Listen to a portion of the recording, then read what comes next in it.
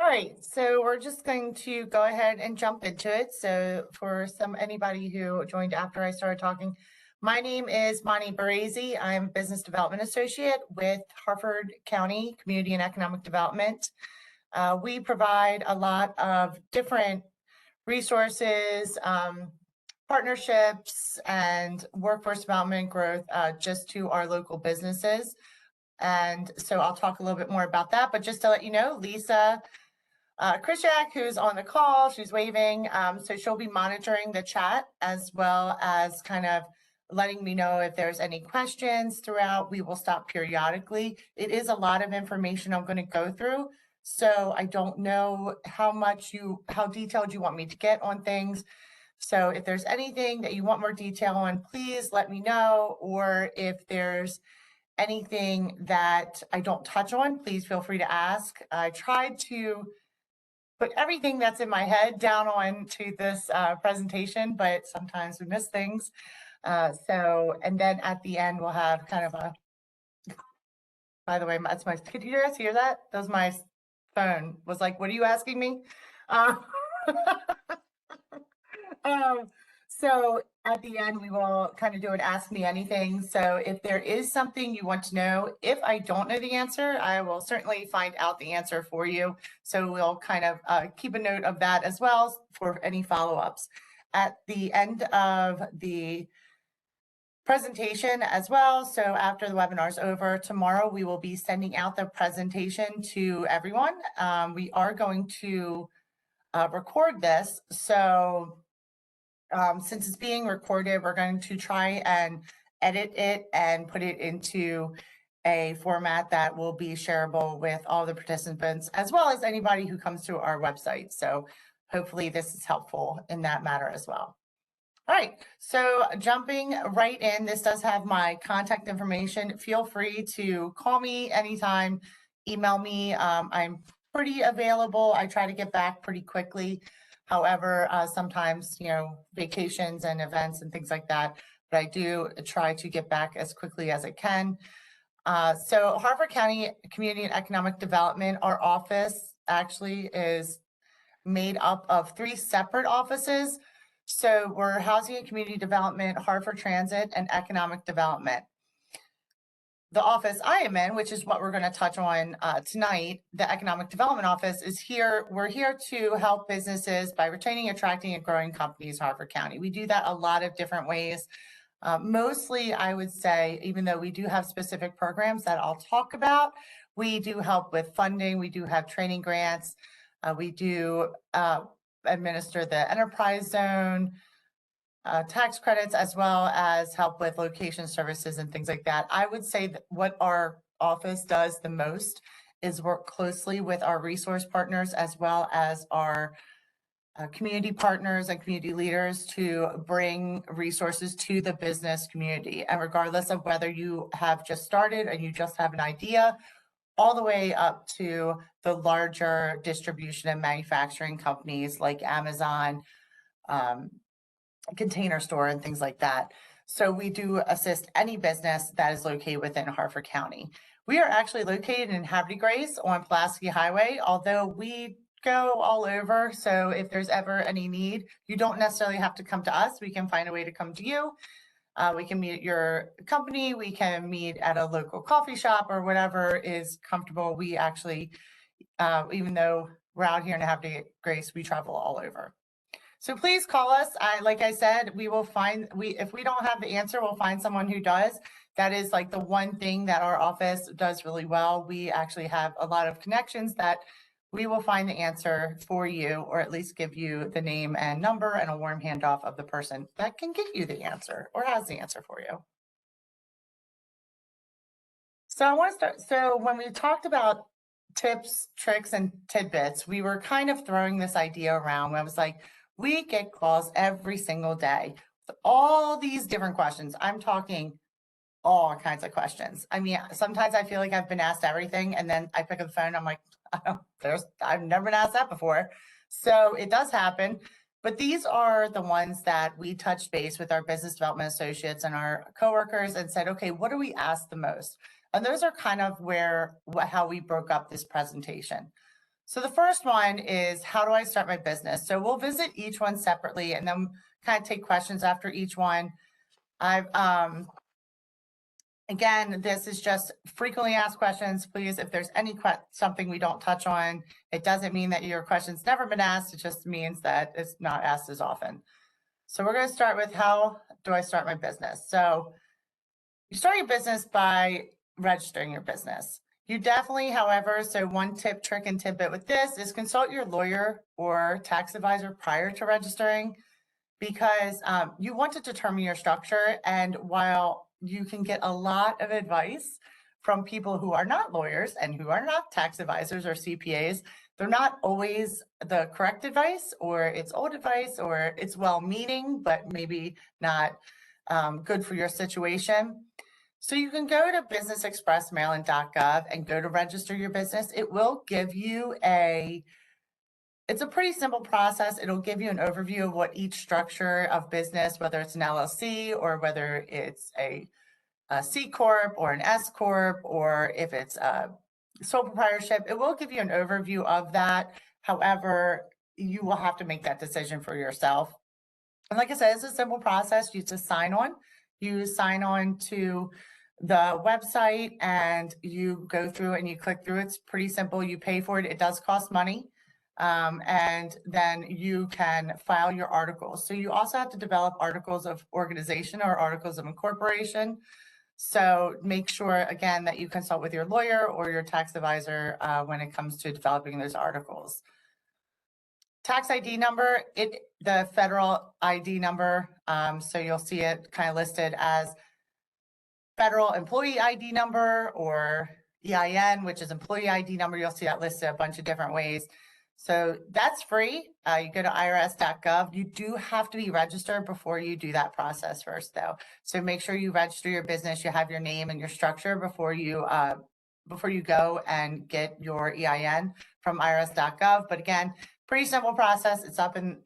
Well, last I checked, it was in the right-hand corner, but it's irs.gov. And again, you will get your tax ID number. Generally, it will be sent to you and you'll have it right then. You don't have to wait for it in the mail or anything. And then you're going to go back a lot of time to the Maryland website. Maryland Business Express has become a very good starting point for businesses. It actually outlines the steps that you need to do. And the next step normally is set up those tax accounts.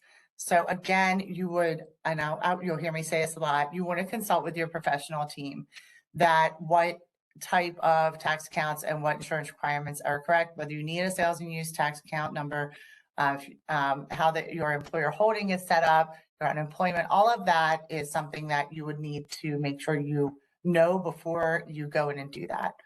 You don't have to set up those accounts right away. In fact, you probably want to make sure that you do that I would say not the first thing you do, but you don't want it to be the last thing you do. So when you're close to opening or close to having sales or some type of revenue coming in, that's when you want to set those accounts up. Licensing and permitting. So onestop.md.gov, it's literally Maryland's one stop. So it's another website you're going to see on here a lot. It's a place where you're going to apply for your licenses and apply for your permits. So most businesses do need a license in the state of Maryland. And then there's also local licenses and permitting that you need to get to be able to operate your business. So the local ones are going to be through the clerk of the circuit court. Many of them are on onestop.maryland.gov, but some are not. You do still have to go to the clerk of the circuit court to get the specific local documents to be able to download and fill out. So make sure you check your licensing. The one thing you don't want to do is open up and not have the proper licensing or permitting, because then you're shut down, you could be fined, and it kind of holds up everything and can really put a stop to you making money, and nobody wants that. So make sure, so for example, when I'm talking about licensing and permitting, so like childcare, liquor licensing, you're always hearing that one. Even something as simple as pet care, pet grooming, those types of things, everything it needs a license. So make sure that you're checking that you have the correct license and that it's approved before you start selling. Business insurance. This is one thing I'm always telling people not to chintz on when it comes to money, because your insurance, it really can save you in a lot of situations. And many businesses try to save money on it by going for cheaper insurance or eliminating insurance completely. So one of the things when I work for another company, oh my gosh, I didn't work for Harford County forever, but so I worked for another company, but I did business consulting for them. And when there was the civil unrest in Baltimore, a lot of businesses had a lot of damage. And one of the things that businesses needed to have to be able to apply for um, emergency funds for the disaster relief was they had to have in place an active insurance policy, and many did not. So not only did they not have the insurance policy to be able to cover those damages, they weren't able to get disaster relief because they didn't have the insurance in force to be able to even get a portion of that. So while we always hope that problems don't arise, that the worst doesn't happen, it can. So make sure that you're planning for the worst, even though we all hope it doesn't happen. Some examples of insurance you're going to need is liability, commercial autos. So cyber and data breach is one that a lot of businesses are not thinking of. I mean, it could be something as simple as you're running somebody's credit cards every day. And while there is a portion that it is protected by the processor, there is a part that you need to protect yourself as well, because you do maintain those records on computers through sales and receipts and things like that. So you want to make sure that you protect yourself as well with the cyber and data breach. It's one of the largest problems and with businesses, and where they're losing a lot of money is the lawsuits that are happening from those cyber and data breaches. E&O insurance, that's errors and omissions, property insurance, workman's comp, hazard insurance. Those are all examples of insurance that you may need. So again, definitely you can go to Maryland Insurance Administration. It does outline some of those insurances I talked about and what they're used for. However, you can generally go to insurance agent that offers business insurance is going to be able to tell you and give you maybe even an umbrella policy that includes everything. So just something to look at and revisit, even if you're not just starting a business, even if you're currently in business, something to definitely revisit regularly to make sure that you are covered. All right, so some resources. So our little tip, trick, and tidbit, 50% of businesses fail within the first year. So you don't want to be that statistic. So planning is the key. So the way we can do that is we offer free resources for that business planning. And the thing is, people always think of these resources as startup resources, but they don't have to be. These are resources that even if you have started, you've made money, but say you've leveled out, say you've plateaued and you're like, I don't know what else I can do. I've done the marketing, I've done the social media, I've done this, I've done that.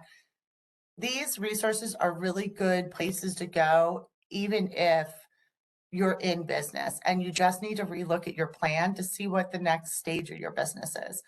So Ryan Delgallo, and a lot of people probably know him on the call. He is our first go-to for our Small Business Development Center. He is also our Veteran Business Outreach Center representative. So he kind of wears both of those hats in this location. He can help with business plan writing, marketing plans, cash flow projections. If you're looking for funding, he's going to set you up so that you have a really good product when you go to the bank or financial institution or lender. You have everything in place and it puts you in a good position to get approved. He can also help you find funding as well. So Ryan is, I would say me and Ryan tend to go back and forth a lot. So we're constantly working together, trying to find our business owners the best options for whatever challenge they're facing. So definitely, so those two, the Small Business Development Center as well as the Veteran Business Outreach Center, is a good option if you are looking for those services. We do have several co-working spaces in Harford County as well. We have the ground floor, which is where we are located at 2021 Pulaski Highway. So the ground floor is a co-working space. It is an open space, so it is, while we do have some small areas and some small conference rooms that you can reserve, it is open and meant to be more collaborative. And as well as that, we have Think Tank and Work Ally. I don't know if I'm saying that right, and I hope I'm saying it right, Work Ally, but I think I am. We'll see. Somebody will call me out on it. But Think Tank is located where Humagalis is, and Work Ally is located in the town of Bel Air. So both are really good options if you're looking for a lower cost place that you can use as an office, but still have that collaborative, open work environment. So those are really good co-working spaces that if you, again, you don't want to have your own office, you don't need your own office, but you need a separate place to go. I mean, come on, we all learned during COVID that that home offices aren't always the best option for everybody. It's why I'm sitting at work right now and not at home, because I have dogs and kids. I've got a husband. He was probably more disruptive than all of them. So just know that there are some spaces in Harford County that you can go to, and they're very cost effective, and be able to work and have that collaboration. All right, some other resources. SCORE is Service Corps of Retired Executives. These are volunteers that have been in an executive position or have owned their own businesses, and they are volunteers that assist businesses in starting their business with their business plans. They do very similar to what the Small Business Development Center does. So just know that that's available as well. If Ryan's busy, sometimes he backs up. He's got a lot of people. SCORE is also an option. It's free as well. Procurement Technical Assistance Center assists businesses with positioning their business in contracting. For example, if you're looking to contract with the federal government or Department of Defense or the state of Maryland or local contracting or any sort of procurement with APG or anything, Procurement Technical Assistance Center is a free resource if you've been in business at least a year and you are looking to get into procurement or contracting. They can help you with your certifications. They can help you with your capability statements. They can help you get onto the websites and the different portals to be able to bid on contracts, how to position yourself as a subcontract as opposed to a prime contractor. Those are all options that the Procurement Technical Assistance Center can help you with. So TEDCO, our Maryland Technology Development Corporation, assists startups and early stage tech companies. They do that several different ways. They have a lot of supports and resources as well as funding, including investments. So I do have Karen's name on there if you have any questions. I'm going to go into TEDCO a little bit later in more detail. So that's why I'm not going into detail right now. It's because they do have some funding programs, and as well as a search portal if you don't know what resources you need. Project Opportunity is a bit new to Harford County. I think we did the first one. Maybe it's not that new. It's been here like 3 years. 3 years? Anyway, Project Opportunity actually provides free entrepreneurship classes for veterans looking to become successful business owners. It also has sessions for spouses, so veteran spouses, the military spouses. So it is about an 8 to 10 week program, and you go and it outlines how to start a business, goes through cash flow projections, it goes through writing a business plan, how to do an elevator speech. It goes through and how to do your business pitch. And then at the end, you graduate from the program. It's a really great opportunity. We have done several cohorts and they have been very successful. And so if you are a veteran or a spouse of a veteran, definitely, or part of the National Guard or reservist, definitely look at Project Opportunity and contact Joe Giordano. He can get you signed up. Harford County Public Library, people sleep on the public library. I'm always saying, people are like, oh, they have business resources. They totally do. And they're not just books. They're not like, you're not going to have to go and get your little reference guide and go find it. No, you actually, they have online business resources as well. So there are courses through something called Gale. So Gale courses, and the courses actually are called How to Start Your Business, or how to write your business plan. And they're really great courses. It's a good place to start. Education is really key to starting a business. Business owners are very good at what they do. They're not always great at being a business owner, though. So it's important to educate yourself or surround yourself with professionals that are able to help you with that, with what you're doing. So definitely go to Harford County Public Library. They also have LinkedIn learning courses. So a lot of different courses that are free as if you have your library card. So just something people are always asking me, where's the training classes? Where's the business classes? I can't find any free or low cost ones. Harford County Public Library has a host of them that you'll be able to take advantage of.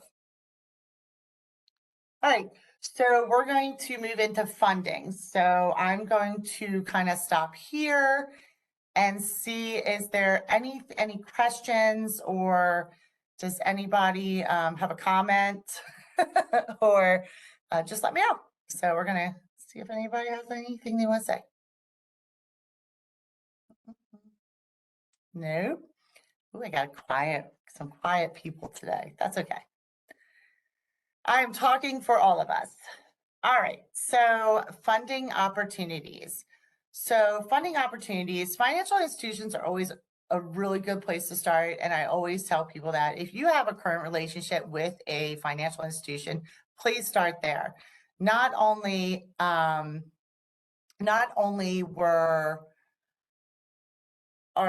if you are in a good, if you have good credit, if your business is in a good stage, you're going to get the best rates and probably the most flexibility with options if you start with your financial institutions. However, and I'm sorry. Yeah, we have a question. We have a question, love. Hold on one second.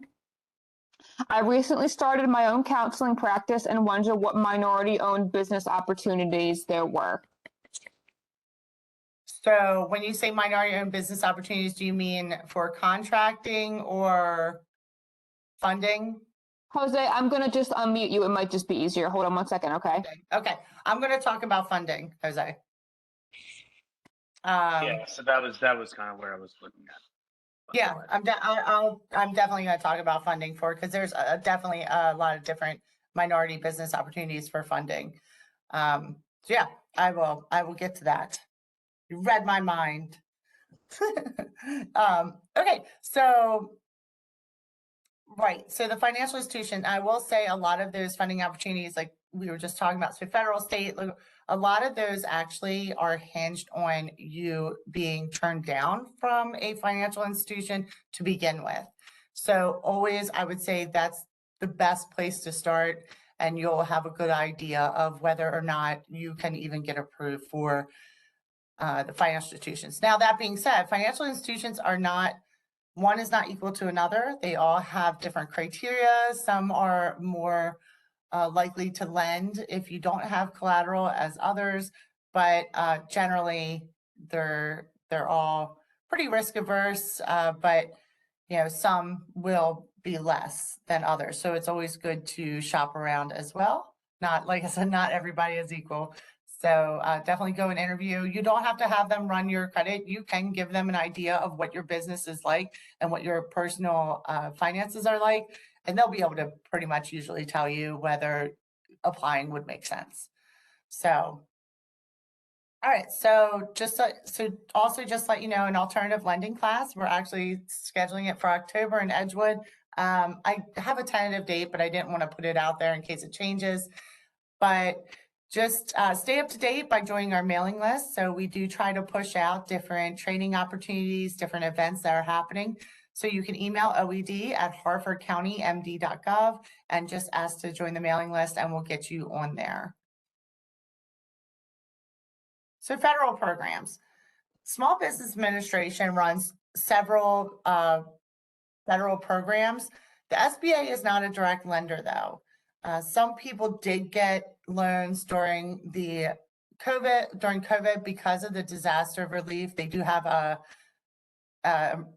disaster loan that they issue but that is a rare occurrence, and it was only because of COVID in this area. Now, if there's ever, unfortunately, any,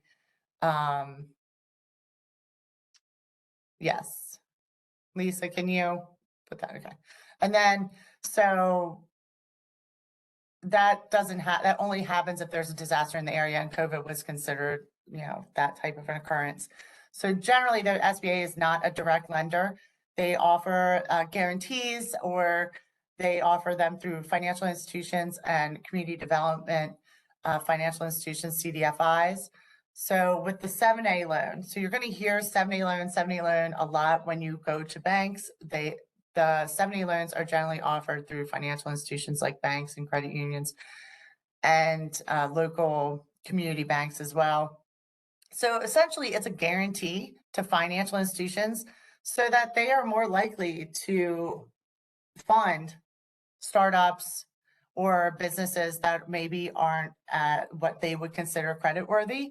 So what they do is, if you get $100,000 loan from a bank, then SBA is going to guarantee up to a certain percentage. So they're going to say, okay, we'll guarantee 80% of that loan. So if for some reason from day one you decide, you know what, I can't pay this back, I got $100,000 loan, I'm not paying it back, the bank now is only on the hook for $20,000, and SBA is going to give them $80,000 and say, all right, we'll give you $80,000.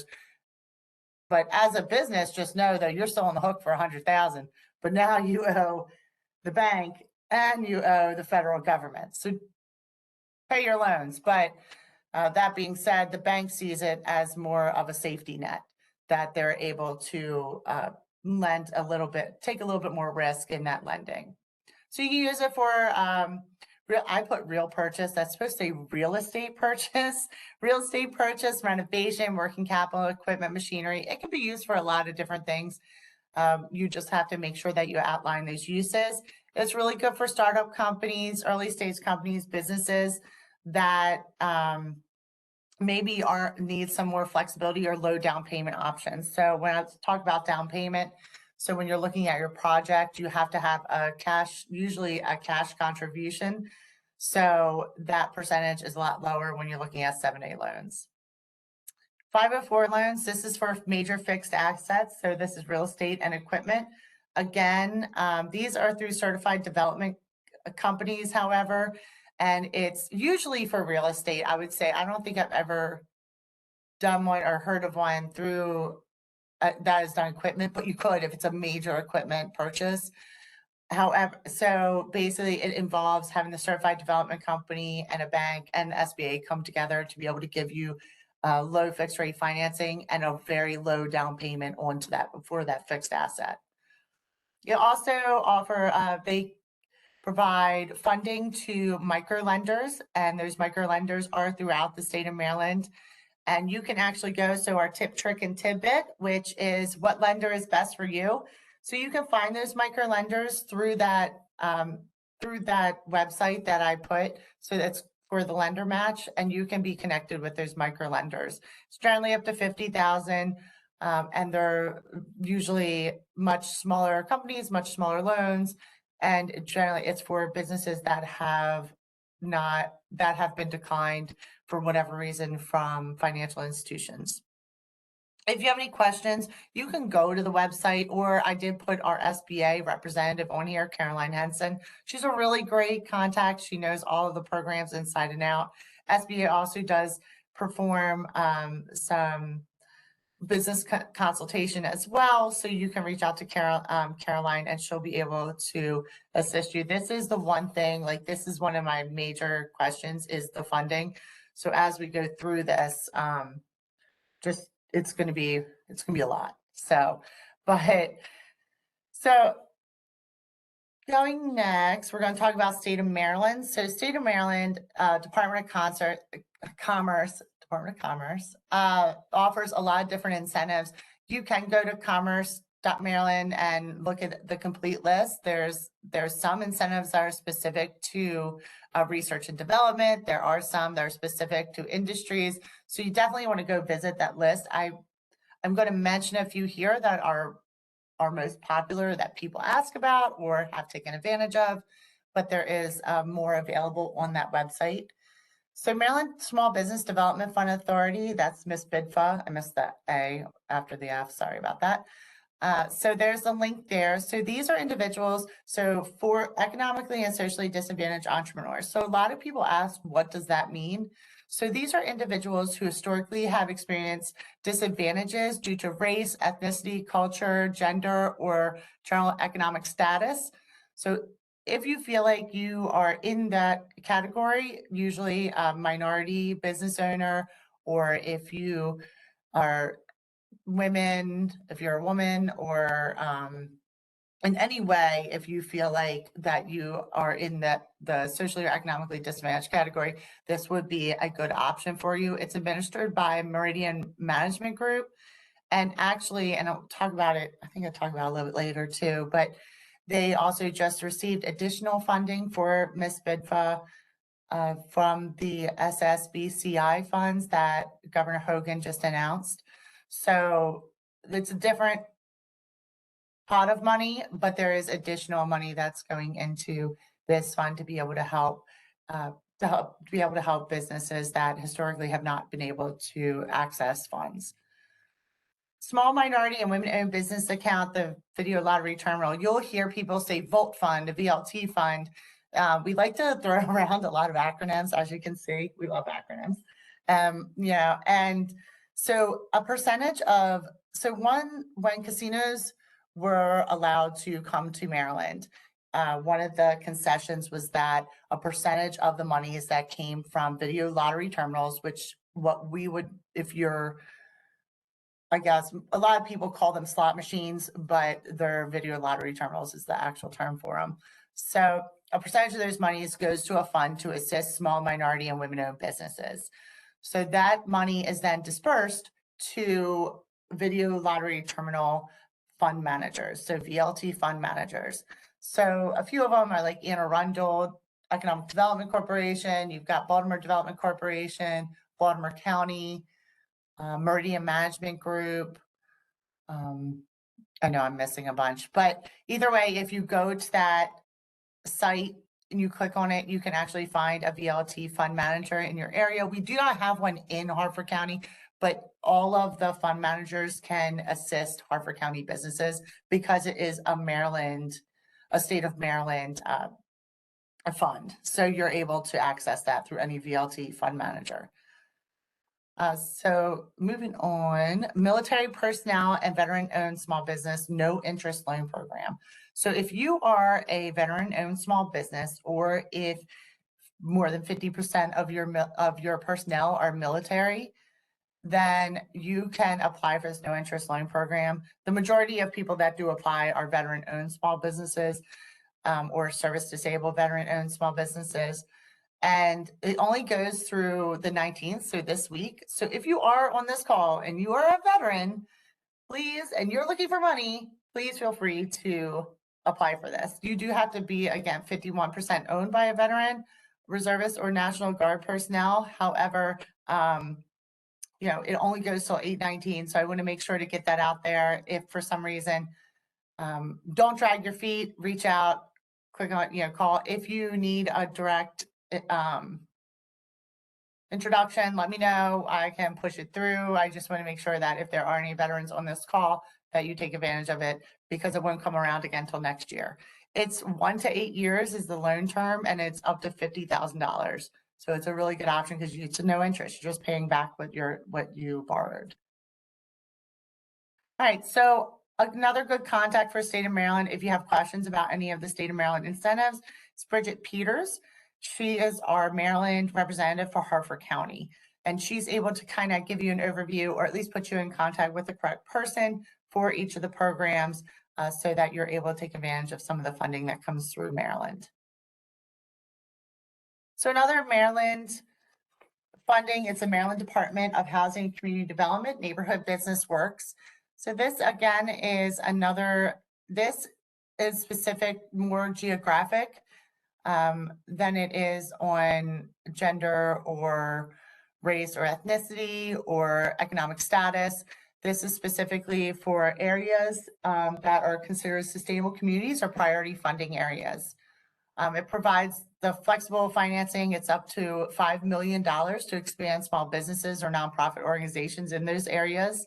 I did put the lookup tool on here. So not only will this give you the DHCD, the Neighborhood Business Works, it will give you additional Maryland incentives as well through that portal. So it's a nice portal to kind of keep in your back pocket so you know what areas you're in and what funding you're available for.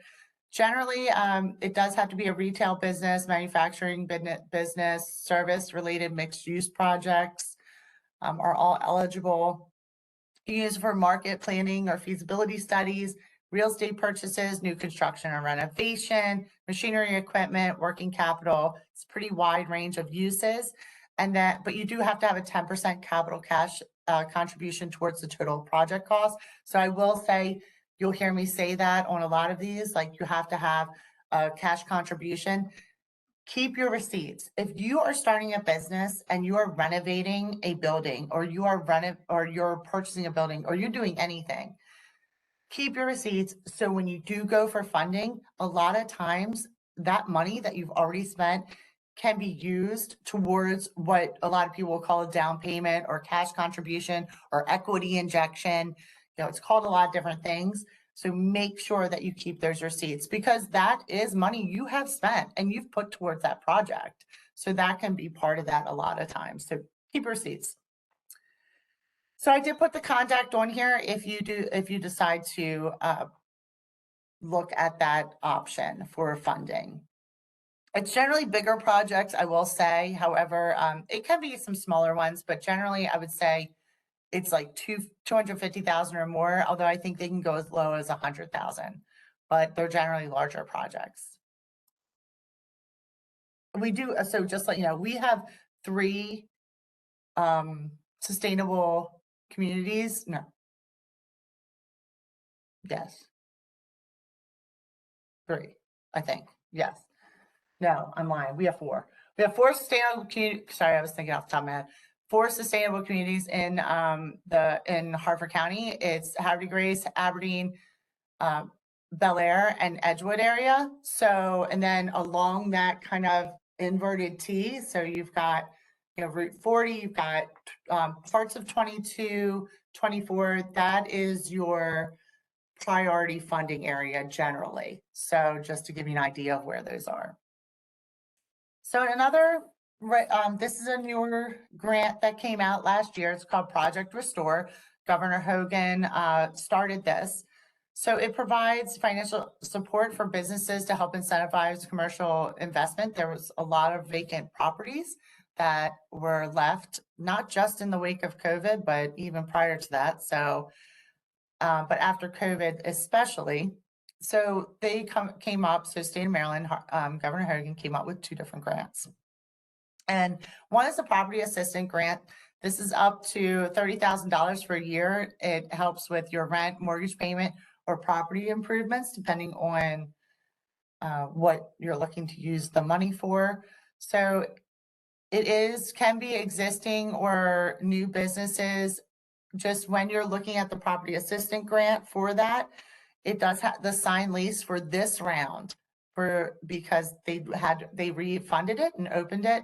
For this round, the signed lease or letter of intent must be after April 1st of 2022. So therefore, because it has to have been vacant for 6 months, it has to have been vacant prior to October 1st of 2021. So just keep an eye on those dates. You will get declined very quickly if you don't match those dates up. But just know that those are the dates that you kind of have to fall within.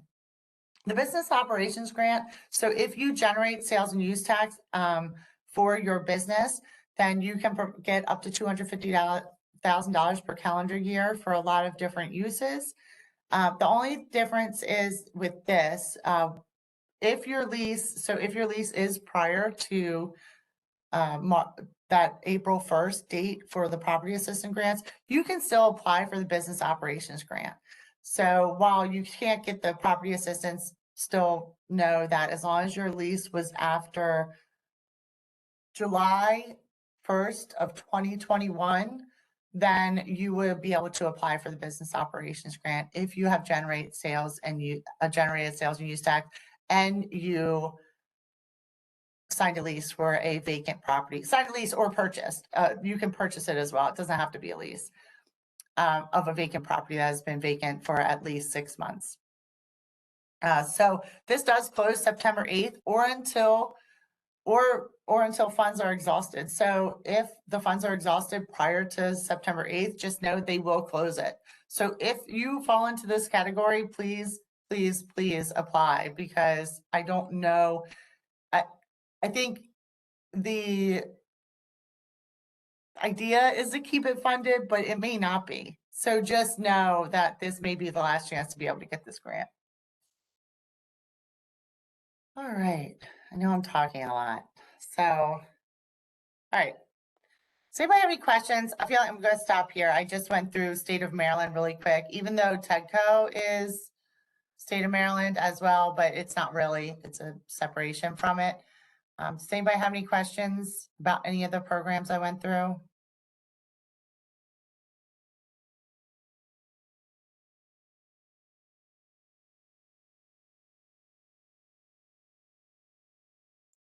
On your way, sorry. All right. So I'm going to go ahead and keep going then. So TEDCO. So TEDCO, we talked about earlier, that is your early stage and startup tech companies. Actually, I would say any tech company, it doesn't matter if you're early stage or startup, you can call them even no matter your stage in your tech company. But that being said, they generally, the majority of the resources are for early stage or startup companies. So they have 4 different funds. I'm not I will say TEDCO, I don't know a ton of details on each of their funds. I know a lot of generalization. We generally, if you are interested in any tech funding, we generally bring in TEDCO because it does have venture funds and investments and seed funds. And it's just not something that our office deals with a lot of times. So I would say, We have a question, Bon. Going back to Project Restore, would there be a quick way to look up listings in a certain area, say Bel Air, for example, that have been vacant to narrow down the search? yes. Yes. So we actually, in our office, we have a gentleman, one of my coworkers who, and I will talk about site selection a little bit later, but he can actually do a search of any area in Harford County that to be able to tell you what's vacant, what's available, what the square footage is.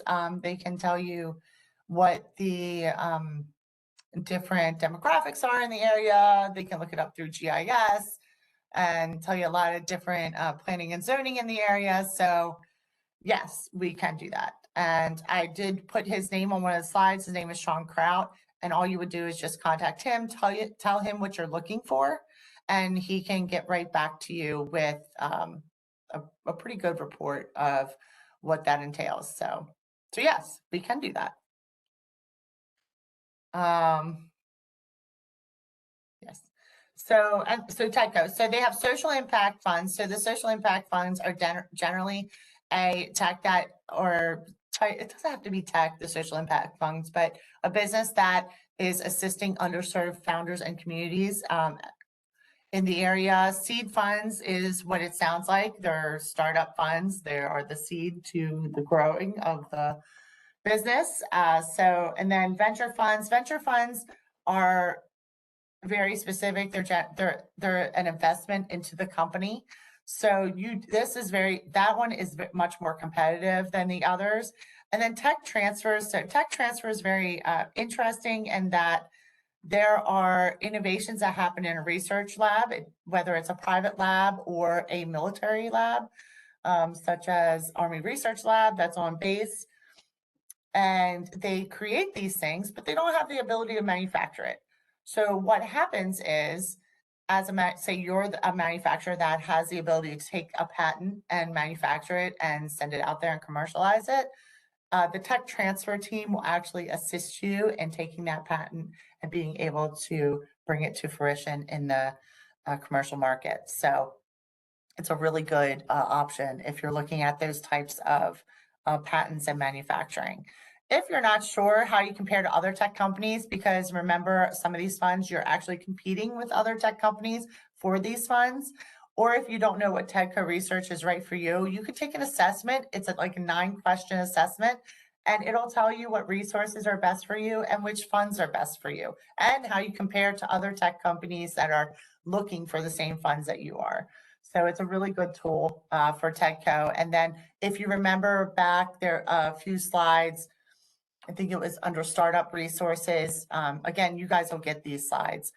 Karen is with TEDCO. She's our representative. She is more than happy to come out and talk to you and kind of navigate you through the TEDCO world. All right, skip something. Harford County financing programs. So we only have one loan right now that's available. It's our revitalization area improvement loan. It's for businesses that are facing Route 40. So if you are kind of on the side streets, or you have to actually face Route 40. Like, I understand that sometimes you'll end up with a, address that might not be Route 40, but as long as your business is kind of facing that Route 40 corridor, you would be applicable. It's a facade improvement loan. When we talk facade though, we're not talking just building. We are talking about signage. We're talking about parking lots, lighting, security cameras, but we are also talking about the building itself. So if you want to paint it, you're putting new windows in, you're putting,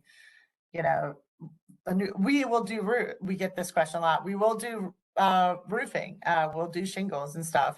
Not all facade improvements, because if you can't see it, they won't do it. But we will do the roofing and stuff. So that's up to $50,000, up to 5 years. So just something to think of as you're looking for space, or if you currently are on the Route 40 corridor. Our workforce technical training grant, this is another one that another funding source we have within Harford County. It's matching funds, so we reimburse up to $1,000 per employee, up to $5,000 per year in training. So if you send your employees to training and it's X dollars, say it's $5,000, we'll reimburse you up to $2,500 for that training. So one thing we always say is keep a log or file of your employee training with the supporting documents. It makes the application much easier when you go into it, because we do require documentation when you're getting the grant. We have another webinar and I get to do it. So if you want to listen to me for another, usually it's only like 50 minutes. But it goes through all of the criteria. It goes through the eligibility. We go through the documentation we are looking for. We answer questions. We go through the application process. We go through the entire process from start to finish. So that way you are best prepared for when you do apply. So we do it. We have a webinar every second Tuesday of the month. So while our next one's in September, we will continue to have them the second Tuesday of every month. So, all right, nonprofit and community lenders. So this is, I think, the last of, well, not the last of it. I've got like grants. Well, we can take a break, but nonprofit and community lenders. So these community lenders are a great option if you have any sort of credit or collateral challenge, or if for some reason your personal finances aren't great. So I will say all lenders will look at your personal finances, all of them. They all will ask for your tax returns. And people always ask me, they're like, well, I don't understand what they're asking for in my tax returns. Well, that's because if your business isn't successful, the idea is to fall back on the owners. So some people will tell you it's about having skin in the game. You know, as an owner of the business, you have to be responsible for that business. So that's why they're going to ask for your personal financial information. So Latino Economic Development Center, you do not have to be Latino to go to the Latino Economic Development Center. However, there is a focus on Latino-owned businesses, but they do have business loans, they do consulting. The credit building tools are really good. So if you do have credit challenges, they will help you build that credit to get to a point where they can pass you off to a bank or credit union or something. You can get a loan for your business. So that is, they are also a micro lender and a community advantage lender. So they do loans up to $250,000. Meridian Management Group, you have heard this before. They do the MISBIDFA and the VLT loans. They're McBIF, which is Maryland Casino. I don't know what the B is for. Investment fund, but I can't remember. Maybe business investment fund. That's actually comes from that video lottery terminal money, fund money. So their McBIF program and MISBID program are both programs for funding socially and economically disadvantaged individuals. And then the SSBCI funds, those are funds that is new funding that went to MISBIDFA. The only difference, well, it's not the only difference, but the main difference between traditional MISBIDFA fund and the SSBCI MISBIDFA funds is that there has to be, for the new SSBCI, there has to be a 50% private match for those funds, meaning that you have to have another financial institution come in and match the funds that you're getting from the other program. So I know it's a bit confusing and it's a lot of acronyms, but if you reach out to Meridian Management Group, I also, anytime you see any of these and you're like, do you have somebody I can call? Please reach out and let me know. I definitely have people you can call. I have people I can give you a warm handoff to. I can schedule appointments with them, whatever you need. But Meridian Management Group would be able to help you with all of that information with those different programs. Broader Community Lending. It's a new lending group. Well, they're not new, they're newish, but they just started lending in Harford County. So they are, again, very similar to what Latino Economic Development Center and Meridian does. They loan to small businesses that have no relationship or unable to get a loan from a bank. So they're having challenges with one of the 5 C's of credit, whether it's, credit or collateral. Like it could be that, you don't have the coverage, maybe your cash flow is tight. There could be a lot of different reasons. So they offer a lot of options for how to get lending, because they have the lending to be able to fund your business. So just another option that's out there. And I will say Baltimore Community Lending tends to focus on revitalization and community, different communities and neighborhoods, and seeing those communities grow and be revitalized. So grants. I get this question all the time. Grants. So everybody wants a grant. Oh my gosh, I would love a grant. I don't have to pay it back. But unfortunately, there are very rare for-profit grants, and they're very competitive, but they can be very worth it. You can get a lot of money from grants. So make sure, though, to check your deadlines, because I've had people that they start their application, they kind of lose track of it, or they're doing their job, maintaining their business, and they forget about it, they go back and the deadline has passed. So I do know the first one is actually a loan, but I put that in there because I wanted to make sure that you kind of got all these different options. Generally, the grants are specific either to gender or ethnicity, or like there's some veteran ones. Hivers and Strivers and Warrior Rising are both veteran business options. So Warrior Rising is actually a full program that you go through as a veteran-owned business. So that's an option as well. There's a lot of women-owned, minority-owned businesses, so you can go through them and take a look at them.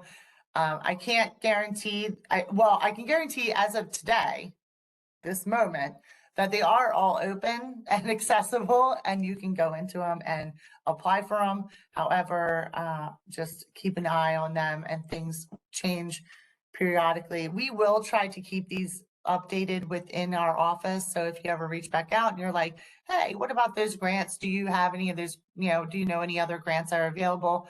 I will try to give you a list that is up to date of what I know is available. It certainly isn't by all means all inclusive. There probably are other ones out there that I'm missing. So make sure you do your own research. New rounds and new grants are always coming available. So make sure you do your own research as well. But I wanted to give you some options as you move forward. So any other questions for me about anything that's out there that I've talked about, but that I haven't talked about, that I will talk about? Nothing.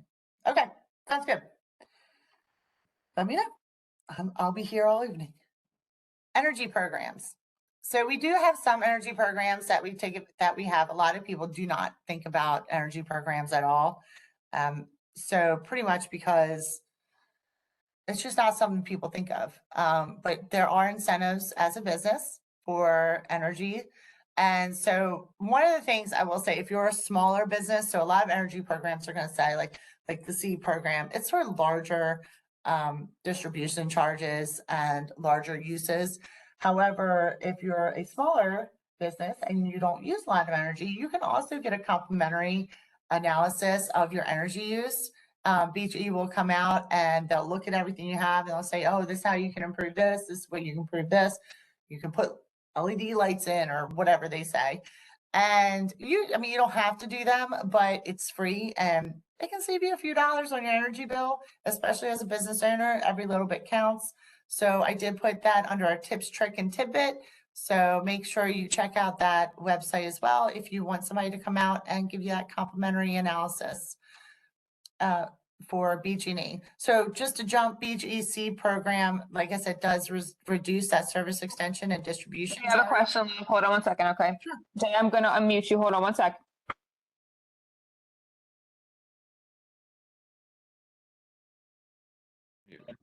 Hello. A question for you, Bonnie. It seems that we're on this topic of energy and solar stuff. I've seen on Facebook, like they mentioned that there were these opportunities where people could have new windows put in their house, but getting money from the state to help with that sort of thing. Do you know anything about that? So I don't know anything about like residential windows. I'm not sure about that. I would say if there is one, most likely I would say a window installer would know what that is. Well, let me tell you what happened. I applied to this thing to see what the grant was about or whatever the details were, right? And all I got was like 50 small contracting places bugging me to try to give me quotes and install windows. And I said, no, where is the money? I want to see where, has the government put aside money for this? They were all clueless. So it was almost like it was a scam to try to, get people I wouldn't be surprised if it was on Facebook that it would be a scam just to get you to put your number in and have a bunch of people. But that being the case, where would we talk to somebody in the state to say, does something like this really exist where you're helping the people?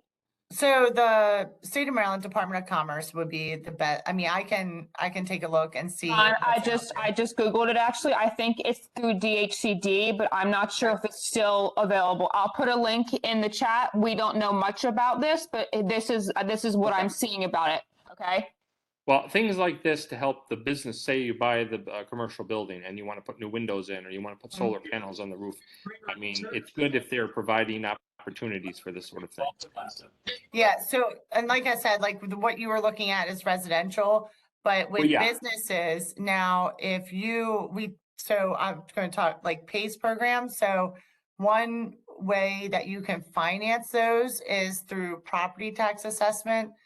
And what that is as you do renovations to a project, and they're usually, I would say they are larger, but let's be honest, windows can get pretty pricey. It actually, instead of you having a mortgage on the property and going through a bank, you actually can go through your tax assessment and it you pay back the loan through your tax assessment. So it attaches to the property, not the business. So it's repaid through the property tax assessment. So if you sell the property, it goes to the next owner. It stays with the property because the clean energy program, because the energy savings stays with the property, it doesn't go with the business. So So It's not an basically, option as well. you borrow $5,000, it's going to be taxed on your tax bill. it's not taxed. It's on your tax assessment bill. So there's a difference. There's your tax bill and tax assessment. So your Yeah. tax assessment it's like $140 usually or something. You get a little bill for it. And most people it goes through their mortgage, but it's the bill that you get that tells you that your property has been assessed for how much your taxes will be.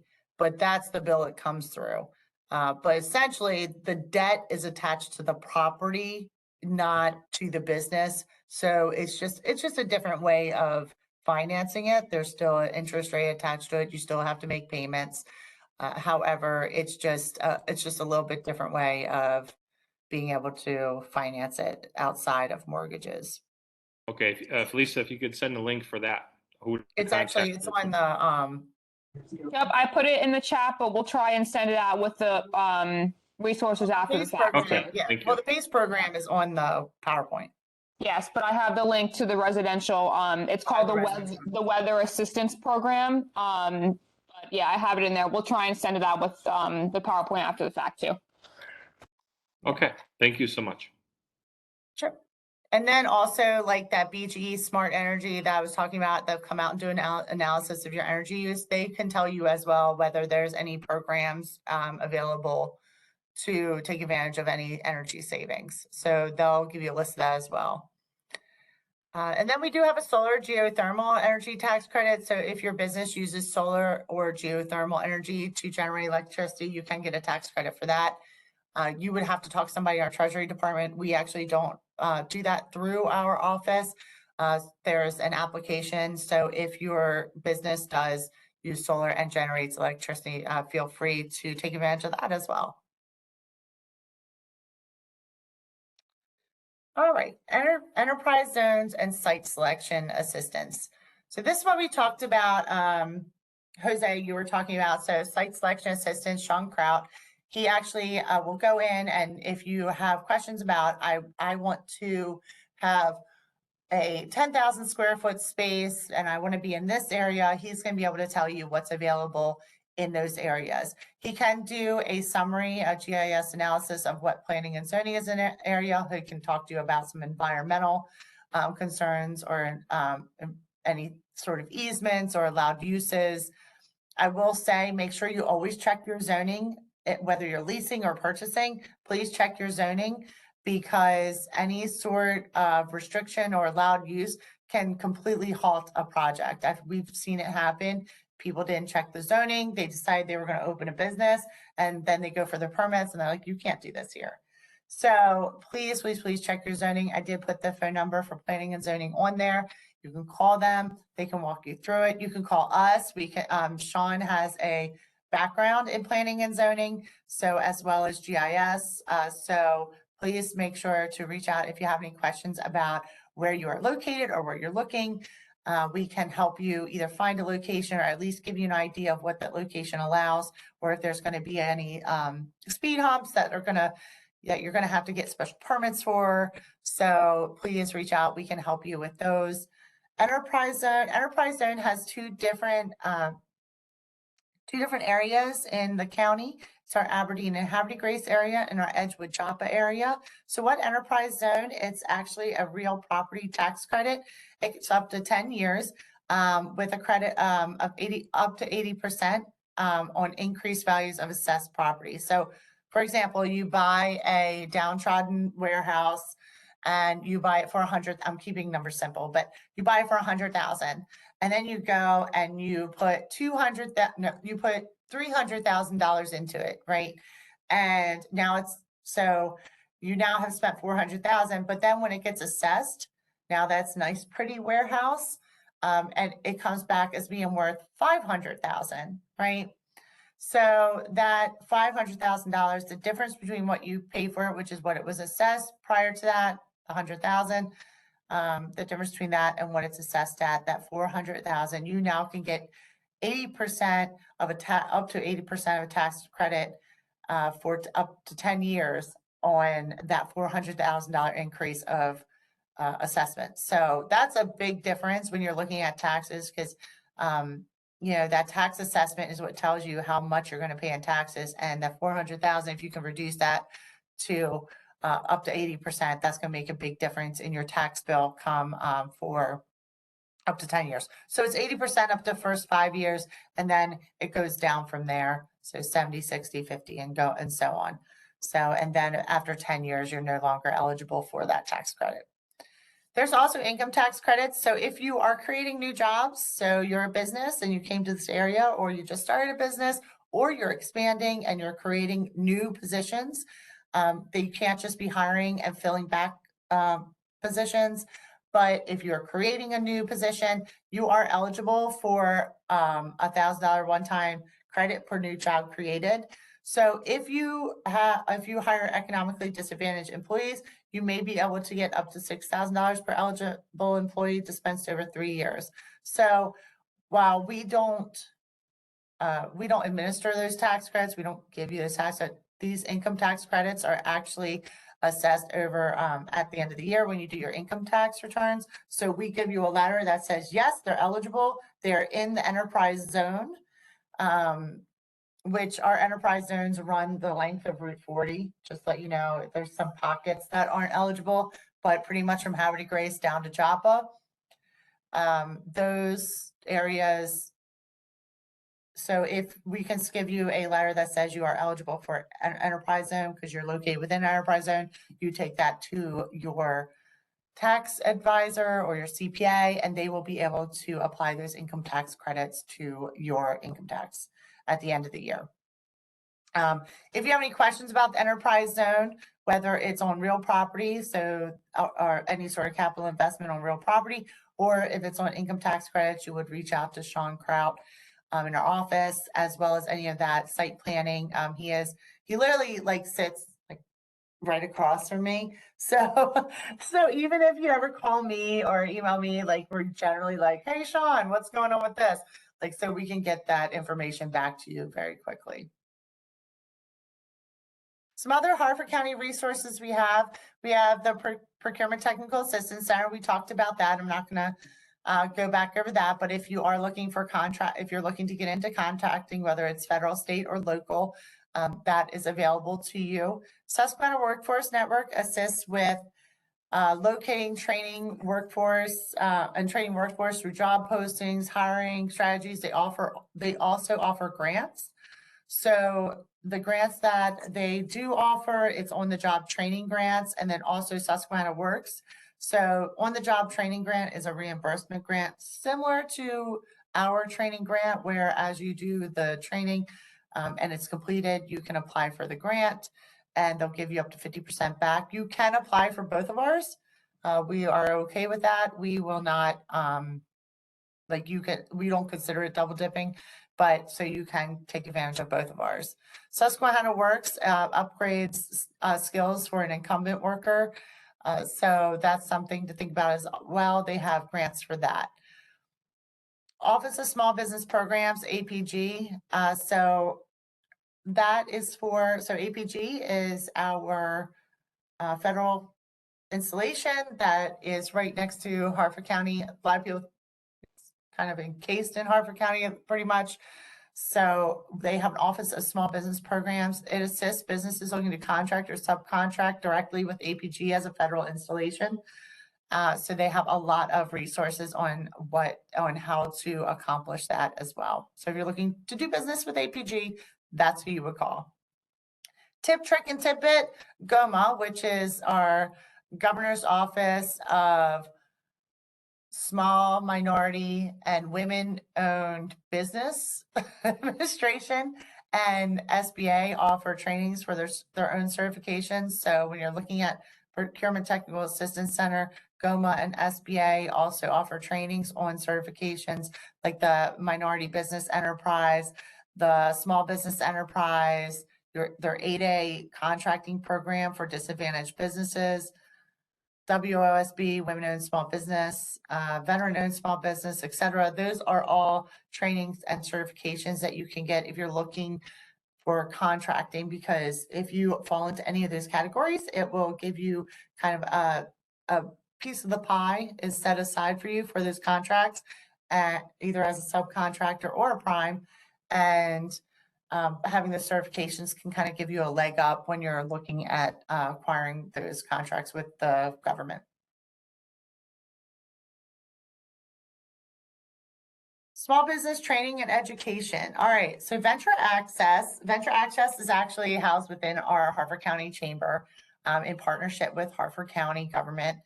So it offers business support through ribbon cuttings, network development, professional opportunities, information sharing. I will say the people that work at Venture Access are fantastic. They are definitely willing to jump in and help in any way possible. They offer training opportunities, webinars, as well as, like I said, those ribbon cuttings and things like that. So make sure to check out our Venture Access. Harford Community College, large offering of business and entrepreneur focused training classes. So make sure I put one on there. It's a Start Your Own Business. It's an online course. It's a really good comprehensive course if you're looking to start your own business. The Leading Edge. Leading Edge is our workforce training center in Edgewood. So it offers not only small business training, but offers training for workers like forklift training. They have, it's really cool. It's like a virtual training. It's really cool. But anyway, so definitely check out the workforce career programs because you may be able to send your employees. The offerings right now are free. So because they are funded by the Radcliffe Foundation. So make sure you take advantage of that. If you have anybody that fits into this career program, that they can take advantage of that to be able to, advance their career. Harford County OSED, that's us, Office of Community and Economic Development. Like I said, we like acronyms. And we do monthly seminars. So every month, third Tuesday of every month, we do monthly seminars. We're starting to shift more to virtual just because what we have found is that more people like virtual. We like to sit at home and be able to, or, be able to sit while you're cooking dinner. You have it sitting next to you, listening to it. There's a lot of reasons why people want virtual. So right now it's hybrid. So you can either come in person or do it virtually. Tonight is our one exception. We actually just did a webinar for this one, but you can, however, I believe we're still going to do hybrid going forward. If that changes, just keep an eye out. It'll say on the training itself. And then we also do annual events. We do larger scale events. We do industry specific events. So definitely sign up for our notifications and our emails, our newsletters, so you get an idea. And then we also put the, I saw that, Lisa. And we also have the link there. That is our Eventbrite link. So it has all of our training and education that's on there that we have available. So next month, it's going to be, I like coming ground floor too. I work here. I like seeing people too. Next month is going to be hybrid. It's going to be QuickBooks training. So it's probably going to be pretty popular. So we will do that in person as well as online. Like I said, I think right now we're trying to decide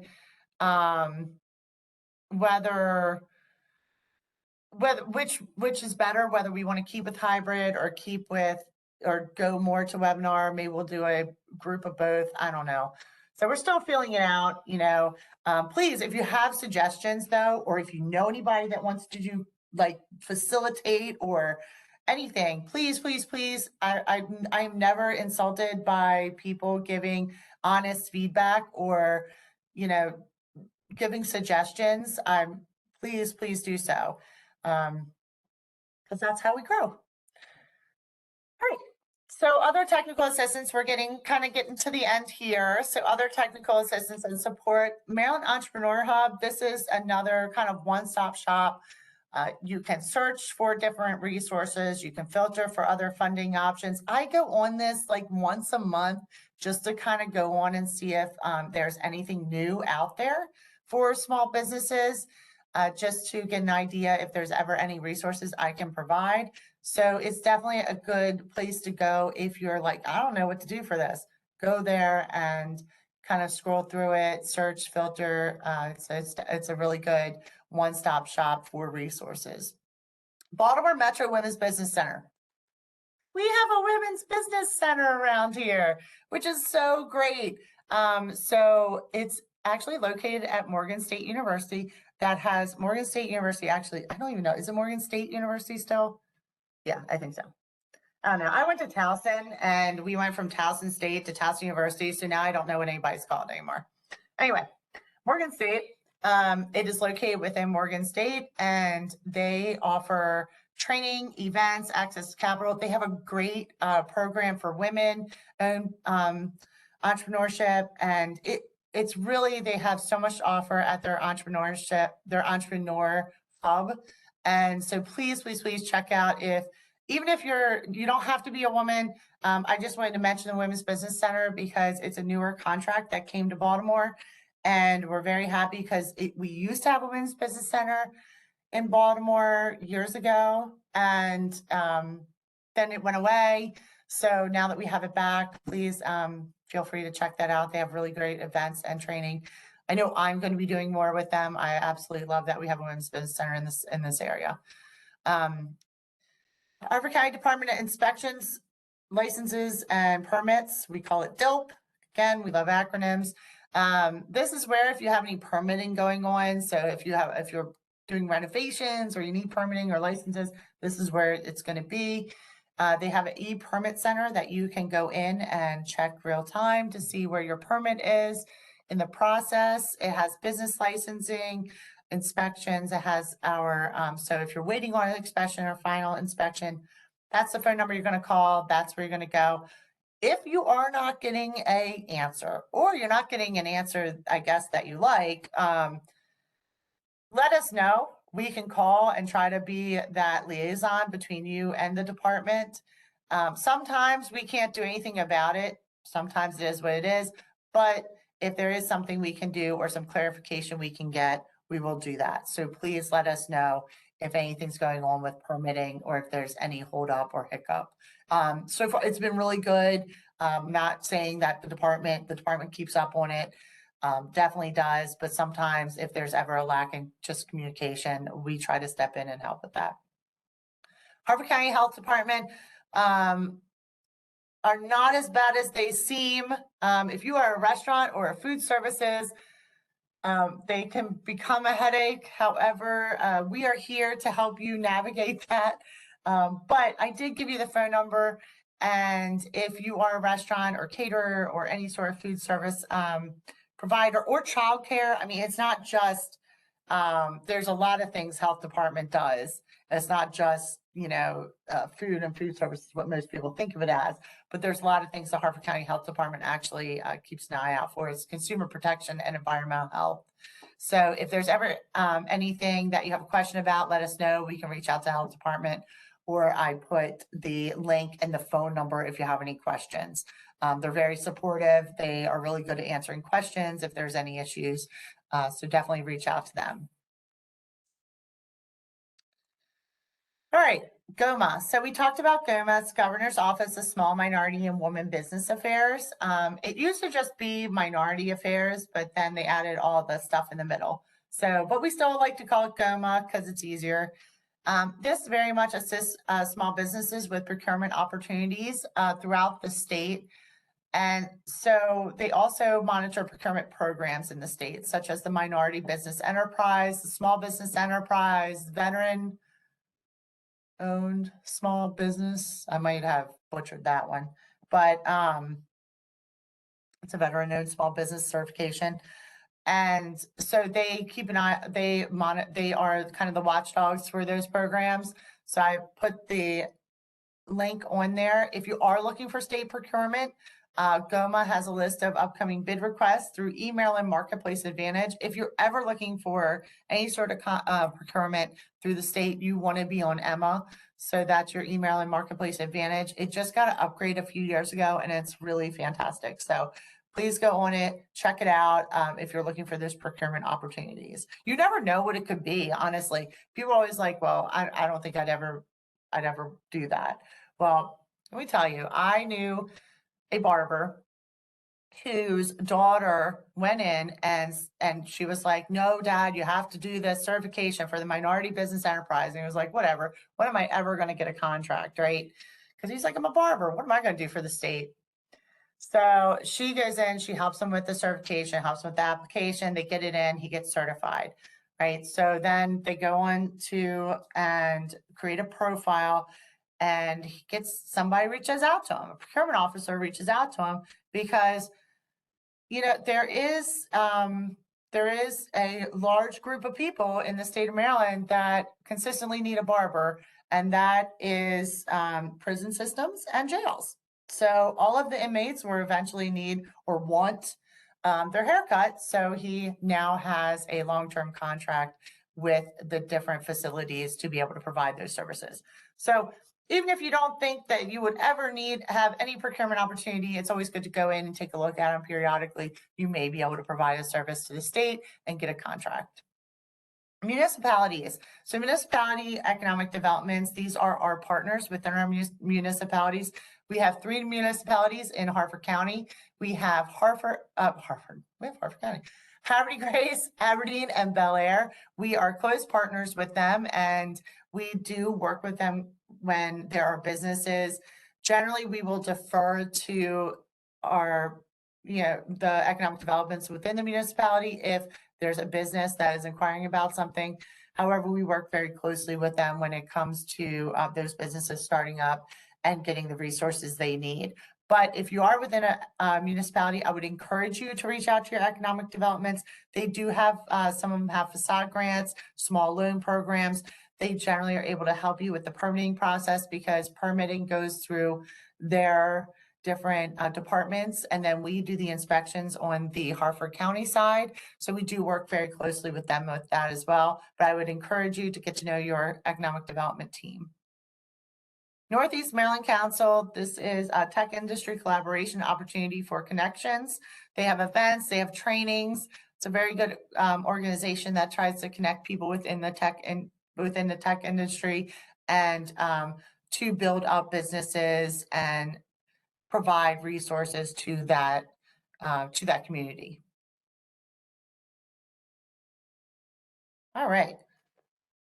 Any questions? I'm going to move on. So I don't have much left. So if you want to wait till the end, we can. I guess we'll just wait till the end. Not much left. All right. 7:27. Not going to talk for much more. Thank you for listening. I appreciate everybody. So manufacturers. So if you're a manufacturer in Harford County, there's a few different resources that you have. So Regional Manufacturing Institute of Maryland. So they actually will advocate for Maryland manufacturing, and they help you grow and be competitive. One of the ways they do that is actually going on right now is RMI Champions of Maryland. You can apply to be an RMI Champion of Maryland, and you can actually get recognized and get some promotion, get some marketing out of that award. So definitely apply for that, or it's definitely a really good group to be able to grow that network and grow just connections across manufacturing. Regional Additive Manufacturing Partnership, that's RAMP MD. So regional additive manufacturing is like, most people think of it as like 3D printing. That's what most people think of regional additive manufacturing. So it's different businesses, institutions, groups, offices, agencies, APG, and they just work out to be able to expand the capabilities of additive manufacturing. So if you are in that industry, this is a really good manufacturing group to be part of. Maryland MEP, Manufacturing Extension Partnership, does a lot of work on connecting manufacturers with strategic partners. They do a lot, well, they used to, they did conventions and a lot of networking and connecting as well. So these are just 3 options. If you are a manufacturer, they're just really good groups. I wanted to put them out there. They're just one more resource for you to be able to use. Networking opportunities. So this is another one that we get a lot about how can customers find me? How can we network? You know, where can I get assistance with networking? I'm trying to connect with people, you know. So Harford County Chamber of Commerce is absolutely, I'll be honest with you, I've worked for companies that throughout state of Maryland work with other Chamber of Commerces. Harford County Chamber of Commerce is one of the best Chamber of Commerces that I've ever worked with. They're very engaged. They do a lot with their members. Even they do a lot outside of their membership. I mean, they're constantly giving back. Just a really great organization. But 3 of the things that they do have, they have coffee and connection, business after hours, networking, as well as they have a chamber connection, which is a newsletter. Definitely worth checking them out, seeing if there's something they have to offer. Our municipal chambers of commerce is Haverty, Grace, and Aberdeen, so they have their own chambers as well. You don't have to be like in that area though to be part of the chambers, but you know, generally they are people in the area, but you don't have to be. But definitely worth reaching out to if you would like to be part of those chambers of commerce. Again, they do events, they do networking. They do like marketing for their businesses where, you know, if you have something going on, they're going to push it out. Route 40 Business Association, another really good networking opportunity. Just they do events, they do large scale, small scale luncheons. CPWN, Chesapeake Professional Women's Network, is for only women. So I would say they do speakers and they do larger scale events as well. It is a very large group, but it's a very diverse group of women. Harvard Business Network is one other one. There are a lot of other networking groups. I definitely didn't put them all in here. Feel free to do your own research on that. The only tip I have, or trick or tidbit, or whatever you want to call it, don't spend all of your money on every networking group, because you will spend all your time going to networking events and not any time actually selling or working on your business. Figure out where your clients are, where your referral sources are, where your center of influences are, and go there. Like, that's who you want to be in front of. Be strategic about your networking, and that way you're not spinning wheels, just like handing out cards. Here's my card, here's my card, here's my card. Like, not saying there's not a place for that, but just make sure that as you're looking for networking opportunities, that you're choosing the ones that are best for you. I will say most most networking associations, chambers of commerce and things like that, you can go for free to an event if you're looking to check them out. So you can go, you can see what the event's about, see what the group is about, talk to the members, and see if it's right for you. See if your clients are there. Is that where, you know, or mostly it's referral sources though. You know, if you're a massage therapist and you're going to go somewhere where, you know, if there's other people in that industry that can refer you to, you know, other self-care companies that are in that industry that can refer you, like nail salons or facial, you know, somebody's esthetician, they can be like, oh, I have somebody that's looking for a massage therapist. So just be strategic about your networking. All right, last slide. Don't everybody clap. Just kidding. So my final tips, tricks, and tidbits, this is just something that we have noticed in our office. General observation from calls with startups and early stage businesses. We get these calls a lot, and I'm happy to take them. I love hearing about new ideas. I love hearing about, people are they're just so passionate about what they do. Though one thing is professional team. Please, please, please, please, please. I will say this all the time. Make sure that you have a lawyer and accountant, even if you don't want to pay them right now. Make sure you have a good one on call, especially lawyers, because when you need them, you don't want to have to go looking. You want somebody that you know and have, that trust with.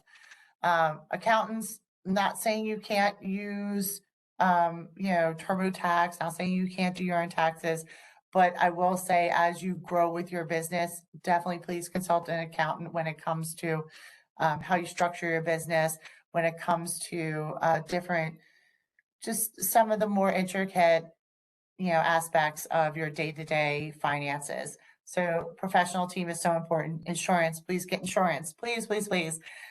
Have a bank, even if you're not lending, even if you're not getting lending right now.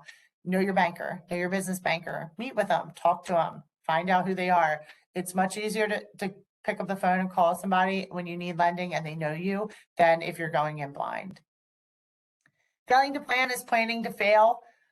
I say this for everybody: business plan, business plan, business plan. Even if you are in business and have been in business, please have a business plan. I don't care if it's on a napkin. I don't care if it's a vision board. Doesn't matter. Some sort of plan is important. You have to know where you want to go. You have to know your goals. You have to know. So what, and if you don't meet those goals or you don't go the path that you thought you were, go back and look. Why didn't I? Am I okay with the path I'm on now? Or do I need to reshift and do something else? Planning, planning, planning. Don't be afraid to ask for help. I'm pretty sure we've heard it all. We probably have not. I get asked questions all the time where I get stumped, and it's okay. I'll usually just look, I'll find out, I'll call people, I'll find out the answer. However, please ask for help. Usually we get asked for help when it's too late. So we would rather help you in the beginning than be the problem solver. So please, please, please ask for help. We can find it for you. Recommendations for services. We get these questions a lot too about, do we recommend a lawyer? Do we recommend an accountant? We cannot recommend. I can tell you I can give you a list of, lawyers, accountants, whatever in an area. I can give you an idea of who I know that are business attorneys or if they're business accountants, but I can't recommend one person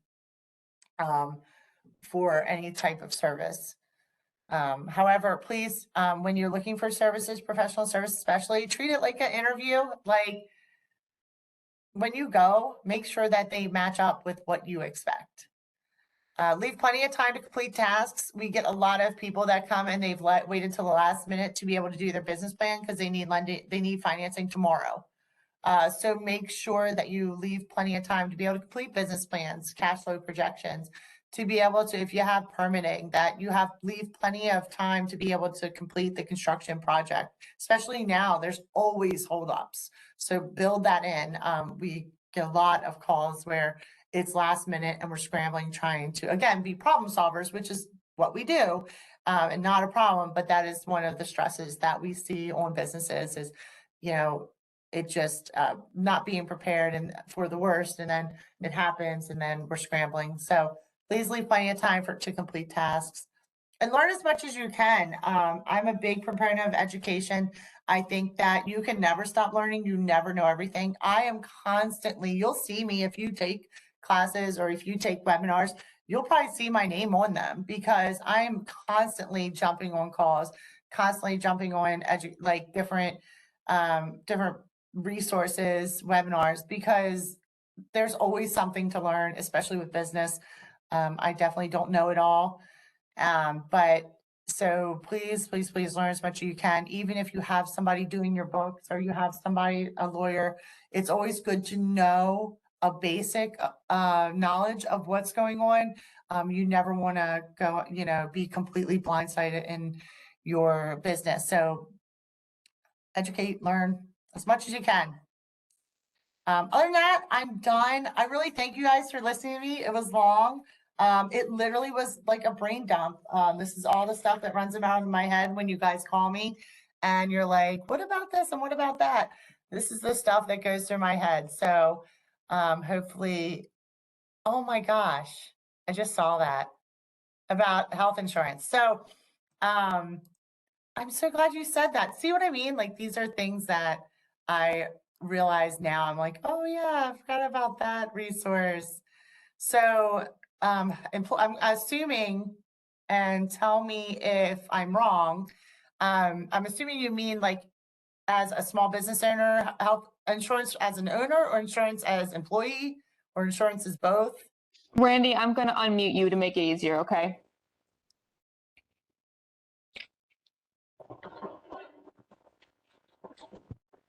Hey, can you hear me?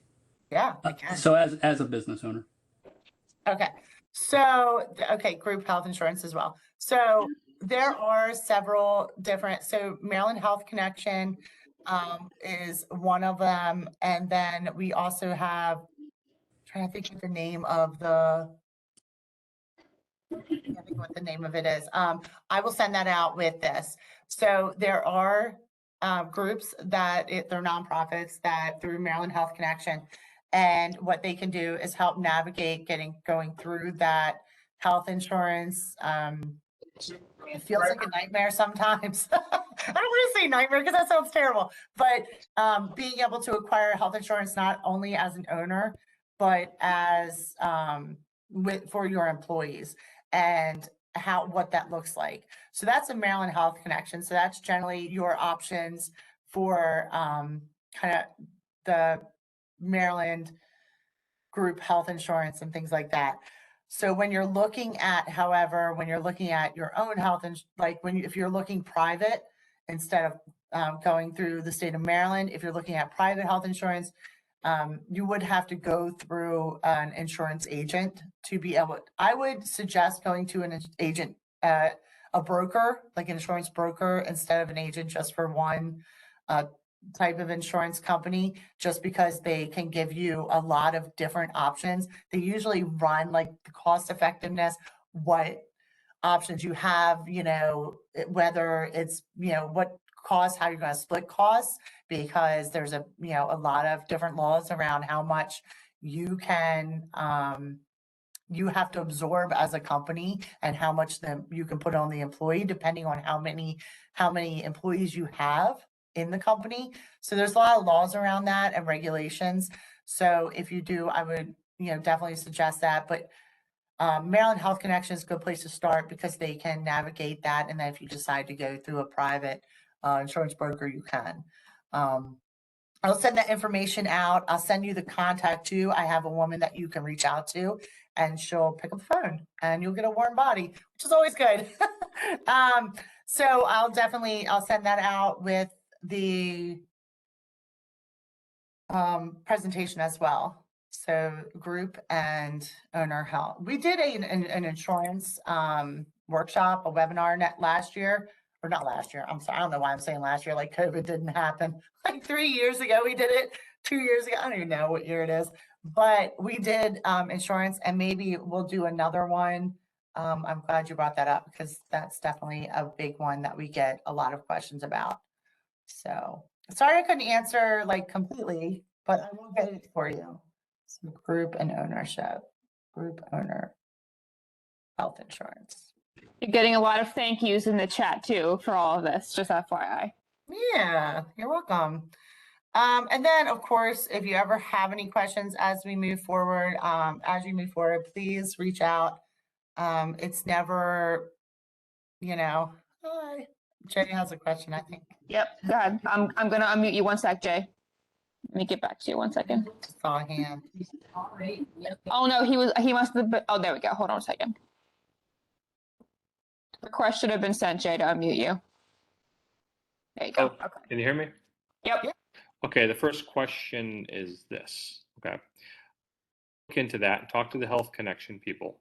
And being a startup, basically they said, well, how many employees do you have? I said, well, right now it's just me. Oh, well, you can't get any group until you have to go with an individual. You can't do any group insurance until you have a bunch of employees. I said, well, then I need to know what I can offer these people if I'm going to hire them.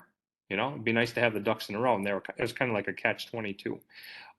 When you're working for places like the state government or the federal government, they have a large group of people, and they can negotiate with the insurance companies to get all kinds of benefits and rates. Right. My ex-wife's got better benefits than I could ever even pay for as a small business owner, because she's doing work with the county in Anne Arundel County. Is there a mechanism or group that we could join, could be like a business association, whatever, that has a large group of people that we could possibly get a good rate for group insurance because of a large group of people. The So bar that is- associations for lawyers, they have that opportunity. Is there anything for small business people? So no, they're generally, I mean, that's the short answer of it. I understand So it's a they're short answer, but generally, they're generally, if you see something like that, it's industry specific okay. and you're paying for a membership for it as well. So no, that's, like I said, the short answer of it. That being said, there are a lot of different options for businesses. You don't, you know, yes, as a small, I mean, you should still, I mean, an insurance agent can run numbers regardless. Like you can tell them, well, what if I have 2? What if I have 5? What if I have 10? I mean, I they went can to that run scenarios for you exercise all with day them, long. Ronnie. I did go Um, through that discussion with them, and the point is, you have to have a large group of people, like 1,000 or whatever, and then they take you seriously and they say, okay, well, there's a lot of opportunity here. We're going to give you good rates and services and all that stuff.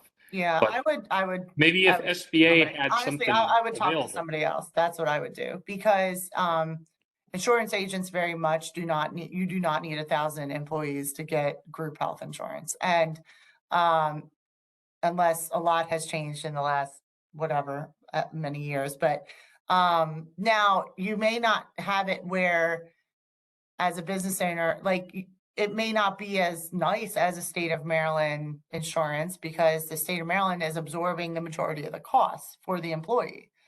Harford County absorbs the majority of the costs for me, for us, for all of the Harford County employees. I mean, that's just a benefit of being part of that. But I would say, I mean, so it's more going to be cost sharing. You're definitely they're going to be paying more for health insurance, being in a small business. You may not be able to offer it. I'm not saying that's the best option, but it is, sometimes that's the reality of it. But you still should be able to have an insurance agent, or if you call Maryland Health Connection, they should be able to talk to you about other options.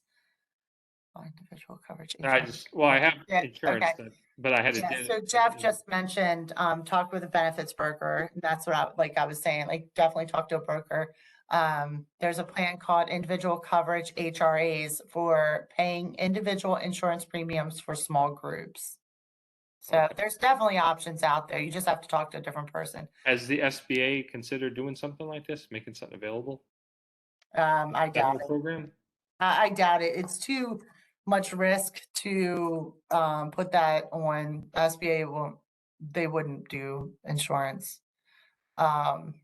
That's not saying like other like insurance companies or Maryland Insurance Administration wouldn't do that, but I just don't see it happening.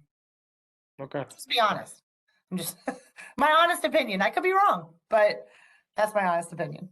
Well, I'm saying if you had a large group of people that bought into something like this, that would be a huge opportunity.